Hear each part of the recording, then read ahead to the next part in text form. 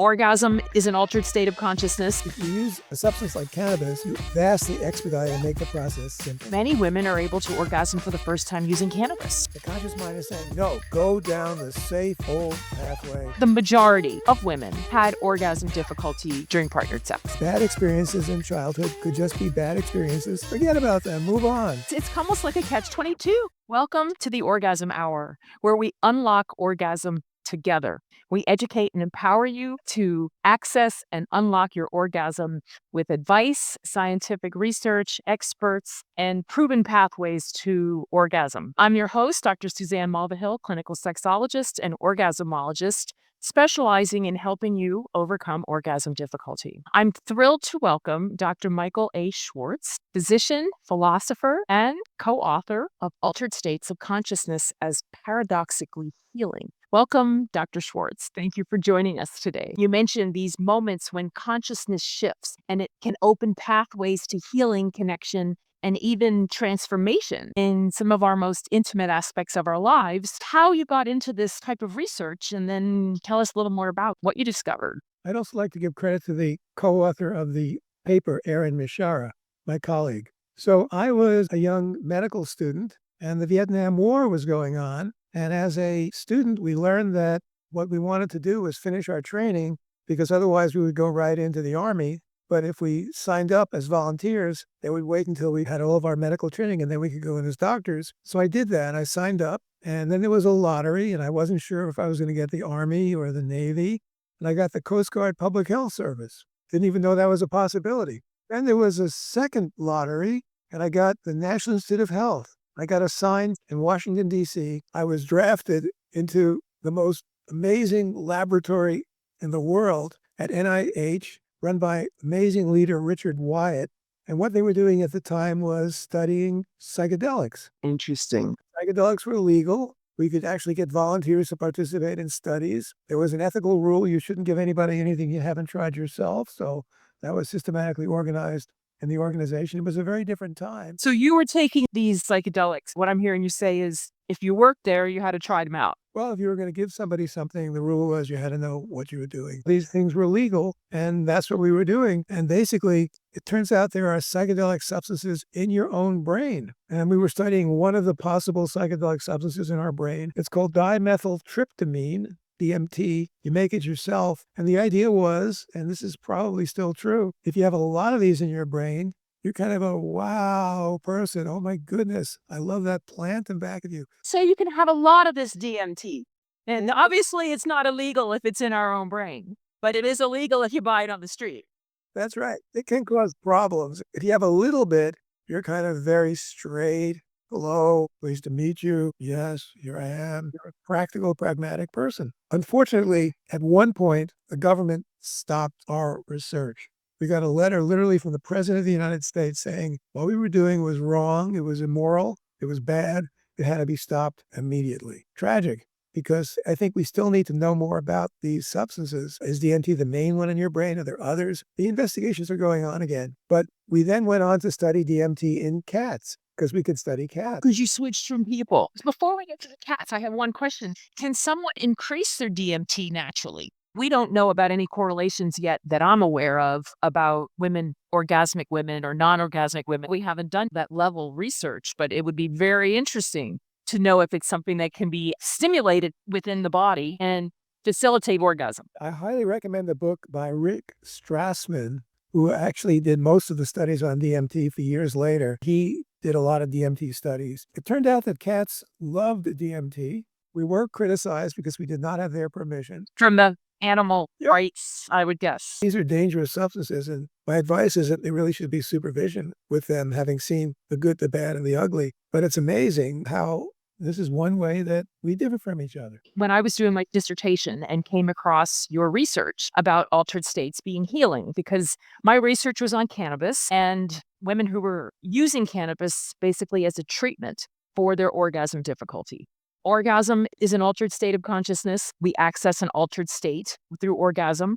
Cannabis is an altered state. And women in my study and in a number of studies, if they're using cannabis, even if they've never orgasmed in their life, many women are able to orgasm for the first time using cannabis. So, like the healing aspect, if you can just tell us about how this kind of healing can take place, because I call that healing.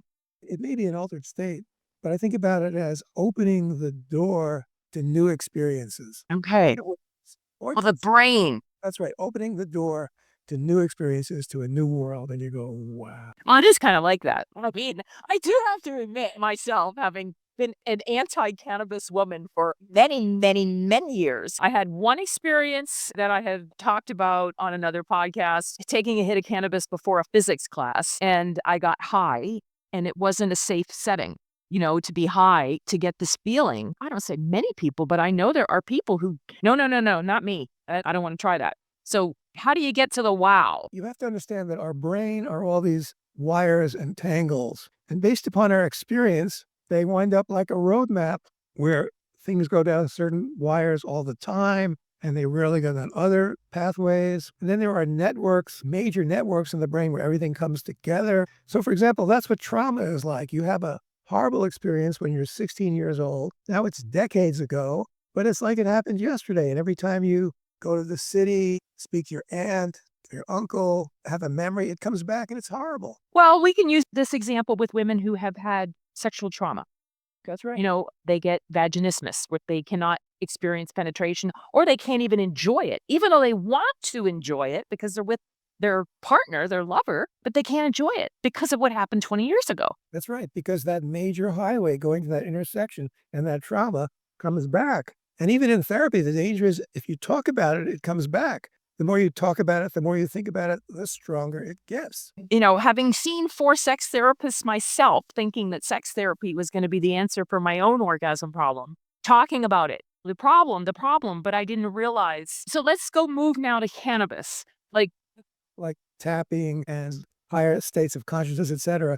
But psychedelics are a major issue. What these substances probably do is dissolve a little bit these networks, allowing them to not be so strong and overwhelming and overpowering, and enabling you to set up other pathways. It's like that highway that you used to take to town, and it went by this factory and there was all this traffic there, and now it's obsolete, but you still have to go there.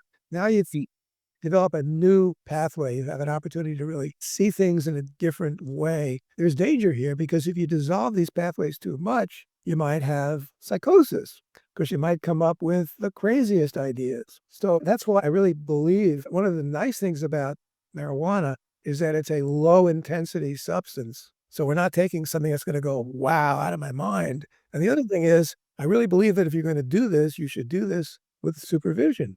Find somebody like you who's going to take you through it. Start at a low dose, maybe even have an ineffective dose. Build it up slowly. Get used to it. Learn how to live with a shift in consciousness. Learn how to live with a shift in consciousness. Very well said. And then you come up with these new pathways, and they include the fact that you can have sexual excitement.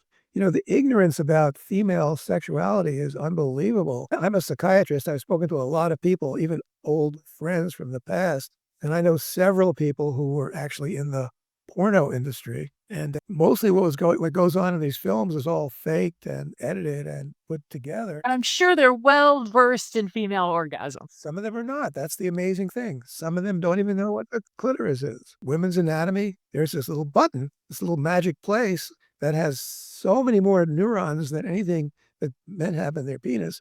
It's just overwhelming. And that's got to be a part of sexuality. And in the ordinary act of sex, it doesn't even get touched sometimes. The bulb of the clitoris. Only in the last 15, 20 years, an Australian doctor, actually a female Australian doctor, she didn't see any imagery of the female anatomy. They found the full scope of the female clitoris. You can't see it.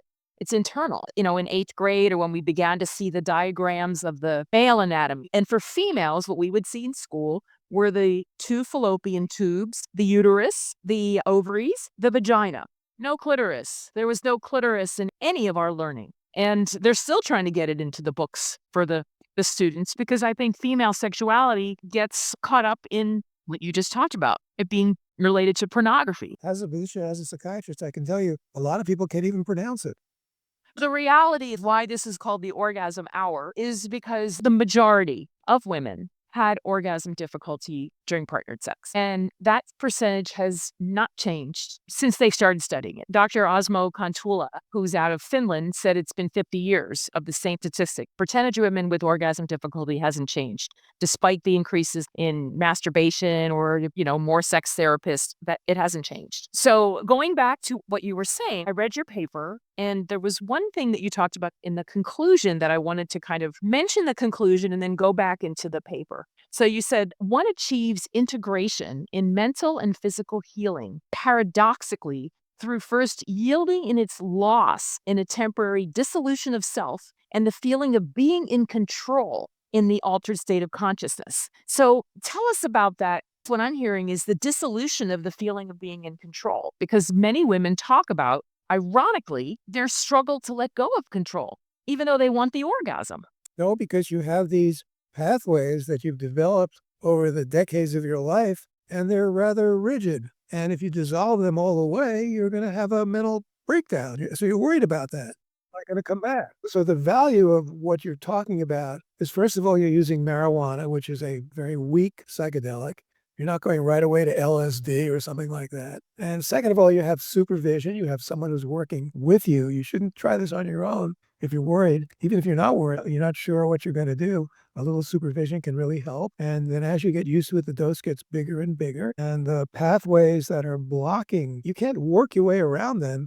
The more you think about them, the more intense they get. They're there to keep you away from danger, and that's what your body is telling you. So with supervision, with trust, with confidence, you can gradually get into a state of letting go, and these rigid pathways dissolve, and you come up with new pathways, and all of a sudden, wham, it happens. I can just tell you my experience of using cannabis when I first started using it. I had a really hard time letting myself surrender into that altered state. I literally had to hold on to the side of the bed. I'd be like, no, don't touch me. It wasn't about like, let's go have some sex. I had a really hard time letting go. I could feel it wanting to happen. In the beginning, my brain, it just hated the idea of surrendering. Because these pathways are safety devices Wow. tended to keep you out of trouble. And back in the cave person days, cavemen, cavewomen, you really wanted to have pretty rigid ways of thinking and behaving. Because if you took one step out of the way, you're dead, you're gone. So you have to trust the substance, trust the person who is supervising you. It's not a big process. It doesn't take years and years. It's a short process. And then gradually increase the dose, and you come up with new ways of thinking. And you're not fighting against the old ways of thinking. They're just obsolete. They're Yeah, not important anymore. I would say that's correct. I mean, They're gone. yes. Come from something that when you were 16 or 12 or even younger, something you learned, something you feared. Well, I used to have anxiety attacks. The idea of surrendering for me was scary. It wasn't a pleasant idea. And I had to learn. And eventually I did learn to use cannabis to go into the state. They always say having the right setting and the right intention when using a substance like cannabis. There was work done in the 1960s. There were studies done with women with what was then called frigidity, who had orgasm difficulty, who took, with supervision, LSD and Ritalin. And they all overcame their orgasm problem. The study was done in 1965. It was published in Psychedelic Reader. I tried to contact John Buckman and Thomas Ling were the two doctors. What I'm hearing you say is we know it's scientifically proven with marijuana in helping women orgasm. Absolutely. DMT, LSD, all these substances probably work in a similar way at dissolving these networks, opening up to new ideas, and coming up with new networks. Okay, so they work similarly. It's not very powerful. It doesn't compare to LSD. You can increase the dose. You can increase the potency. If necessary, you can go on to something more. But I do advise supervision because the danger is you're going to come up with a whole crazy new idea too. That's what happens when you take LSD. All of a sudden, you say, wow, that's incredible. And you have a wonderful experience. But you might say, oh my God, you're a Martian.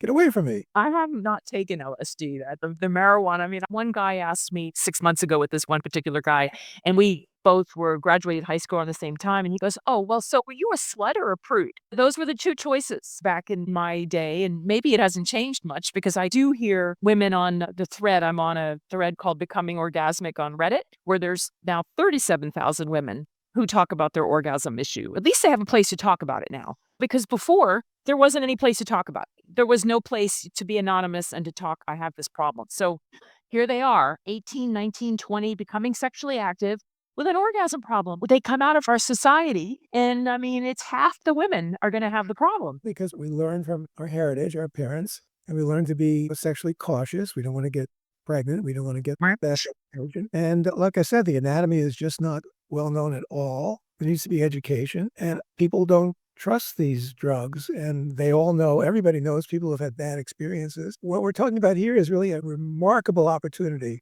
with supervision, with someone who knows what they're doing, with a therapist to give you this, get your trust, start at a very low dose. You might not even feel anything. You might say that go up higher, use more intense, and focus on trying to just open up your life to new ideas, learning about your anatomy, having your partner learn about your anatomy. We are not there yet as a culture. Guys and gals get to be very good at faking things. You know that I read it once on Reddit, a woman who had said that for 27 years she has been faking it with her partner. And I was like, I didn't have a comment. What can you say to that? This is how she does it. 27 years of faking orgasm. I'm not here to change everyone. Our role is not to help everyone access their orgasm. Those who want it.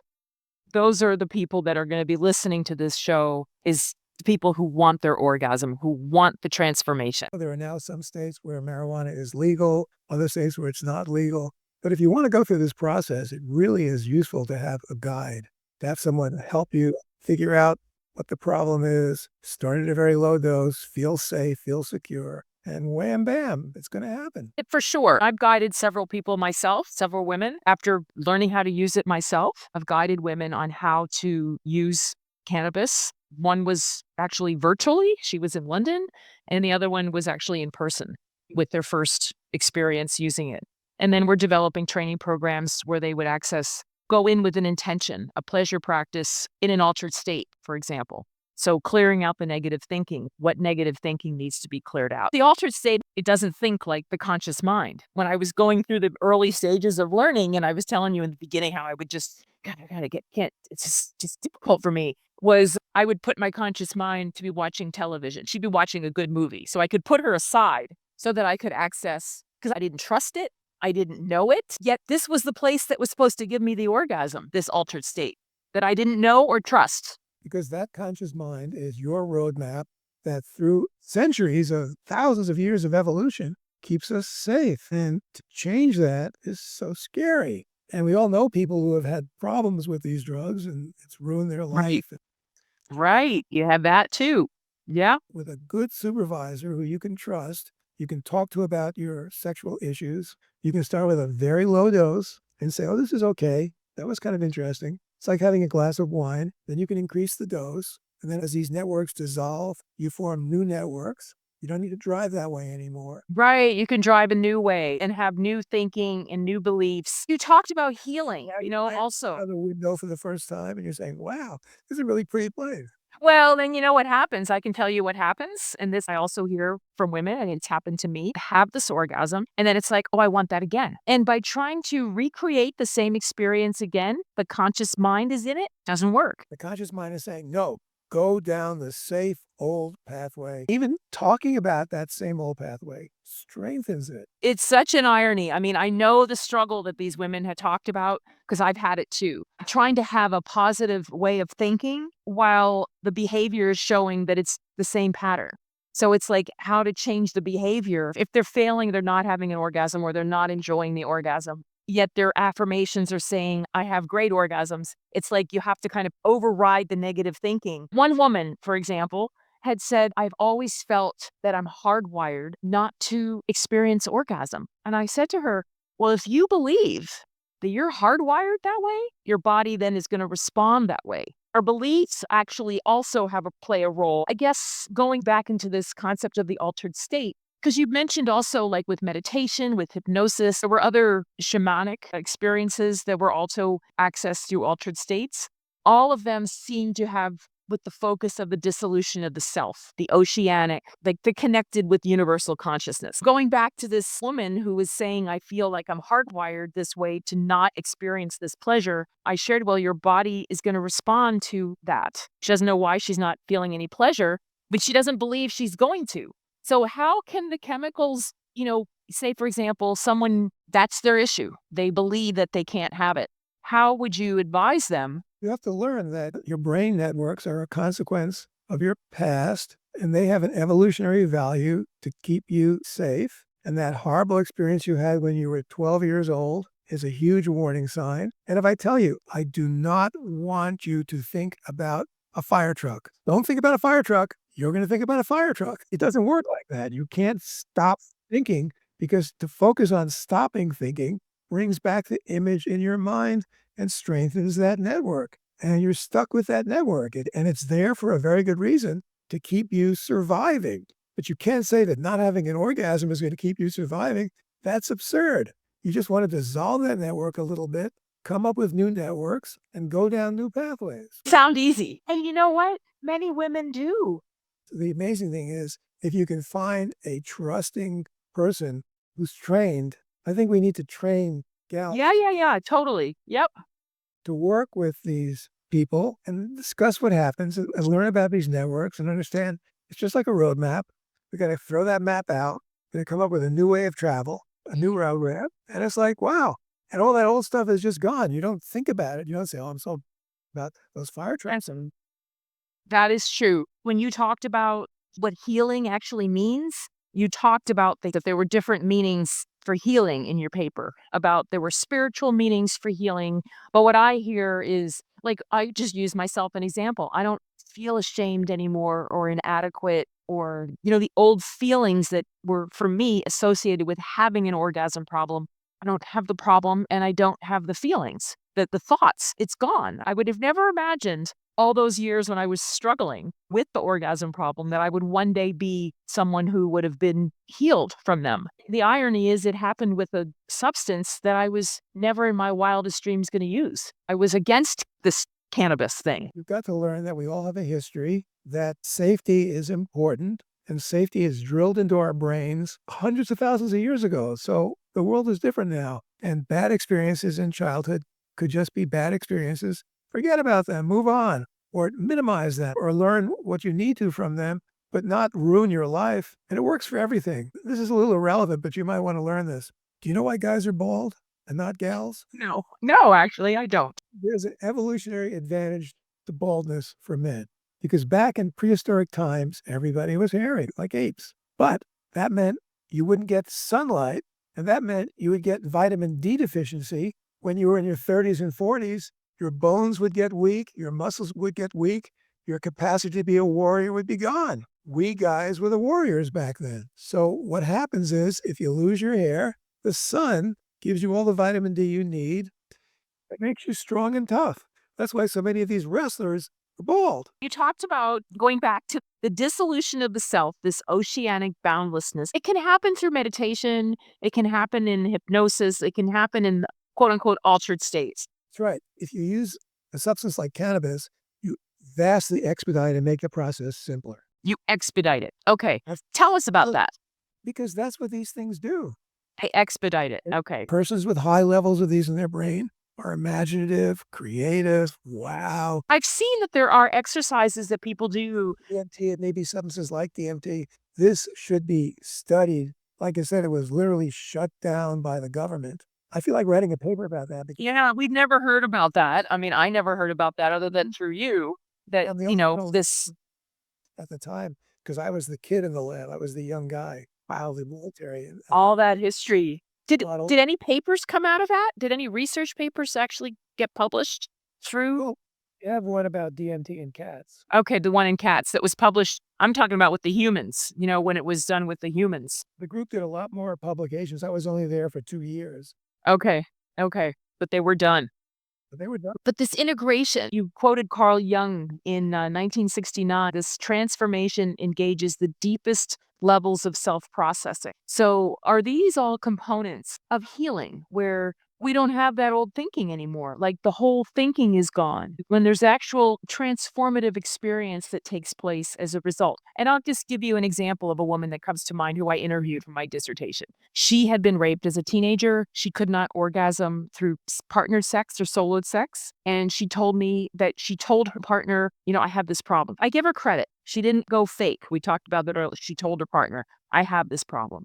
He said to her, try this. And he gave her a hit of cannabis. She orgasmed the first time she used it. They use cannabis before sex. They're married. They have teenage kids. They're cautious. They're discreet as they're raising two children who are teenagers. But she said it completely transformed her sexual life. What I heard from her is kind of what you're talking about in the sense that she had a healing experience. It wasn't just that she learned to orgasm. This woman transformed her whole experience of her sexuality. That's what I understood. That's right. And that can happen. And like I said, the danger of doing these things on your own is that they have their dangers too. Again, marijuana is not a strong psychedelic. Small dosing, a trusting partner, someone that supervises makes a whole lot of sense. Going to somebody like you. Connecticut was the first state to approve female orgasm difficulty/disorder as a condition of treatment for medical cannabis. So a woman in your state who has orgasm difficulty is able to go to get a prescription for medical cannabis. We're in the process of developing training programs to guide women. I've heard from women, it's like, I've never used it. I don't know how to use it. Women that go off on their own and try to use it, I've been in touch with them. First time I took it, I took 3 hits out of a bong when I decided I was going to try it, back in 2018, and I took too much. But I will tell you that that experience took me back to a time when I got to understand where I was abused in my marriage. It pinpointed, it took me back to an exact scene of what had happened to me when he would say exactly what he said. I believed I was crazy. I got to a point in my marriage where I believed that I was actually crazy. You could see how the evolution was making it simple and clear so you'd have the right pathway to go down. And the marijuana was gradually opening up. Well, let's just really take a look at what really happened. But I wasn't even trying to do that. It wasn't my intention. I know, but getting rid of those overriding pathways, which are just... I was shocked. I mean, I have come to understand even 30 years later, my emotional abuse in my marriage. I came through these experiences of being in altered states of consciousness. I'm talking about within the last few months. Because this man who I was married to, I have no harm against him. It's resolved for me. He was committed to the hospital that I went and worked in within a year after I went and did a cathartic because I thought I was crazy. So I went and did a 400-hour internship in a mental hospital, and he was committed to that hospital. The point I want to make is as I got better, he got worse. I somehow took on. It's almost like having a session with a psychiatrist. I mean, what I went through. But Yeah. I took it on. I took his illness on. If we had a session and we talked about the experience, it would make the network stronger. We would just talk about it. And it would help you calm down. I hate to think about it. Or you might not even say that. It's on. It's just a part of my past that I like, wow, that did happen to me. It's like when you were 4 years old and they took away those toys. I had this terrible gone. Right. We all have a past. We all have a past. I have so much respect for you and for the work that you've done through your career, writing an entire paper about altered states being paradoxically healing. And for anyone who wants to see or read your paper, I will share it here for anyone that's listening. It's called Altered States of Consciousness as Paradoxically Healing, an Embodied Social Neuroscience Perspective. And Dr. Michael Schwartz. There are several other papers in that series. And again, my partner, Aaron Mishara, I owe him a lot for working with me on this paper. And I especially owe Richard Wyatt, the lab chief, an amazing amount for bringing this on and working with it and putting up with the opposition at the time, which was really very tragic. When you had opposition. Well, the government shut us down. Well, the government shutting you down. I mean, that's about as extreme as it gets, right? When they shut your whole lab down. He was an amazing, wonderful, generous, brilliant supervisor. And the time is now to give him respect and honor and make this part of our world of healing now. The best way, in my opinion, to dissolve these networks. But again, I highly recommend small doses, weak substances with supervision by people who know what they're doing. Very well said. Well, what I'm hearing is that we can heal and we can transform through using these substances and have a new future. Yes, you wind up with a new future, completely open horizon. That past experience is not something you want to talk about. It's done. It's over. It's in the past. Isn't it wonderful that we're here Isn't it wonderful that you can enjoy your life and your partner and sex? For the women that are listening or their partners who are listening who have struggled with orgasm, to know that it was something that I struggled with for 30 years. I sold my company in 2020 to go back to school to get my PhD after having orgasmic energy, being able to flow through my life, being able to have orgasm and be finished with the whole mental package that went along with that, to have that dissipate. There's statistical evidence that it helps women orgasm and increases orgasm frequency, ease, and satisfaction, and not just my paper. And your paper supports us by saying these states of consciousness, they heal us. They can. They can. I think we're on the verge of a new era, and I'm glad that millions of people will benefit from this. Certainly, Well, also their partners. Wonderful. I am delighted and so grateful that you took the time to come on today to the Orgasm Hour and be our guest. If someone would like to reach you, do you want to share a way that they can contact you? They can email me Okay. at drmikeblog@gmail.com. We want to thank everyone for listening. Do you have any last words of wisdom or transformation you'd like to share before we close the show today? Well, very well. I'll just tell you, obviously, I ain't a kid no more, but I'm very lucky being a psychiatrist. I'm still practicing part-time. Bless you all, and go and thrive. Thank you for joining us again, Dr. Schwartz, and for being here on the Orgasm Hour.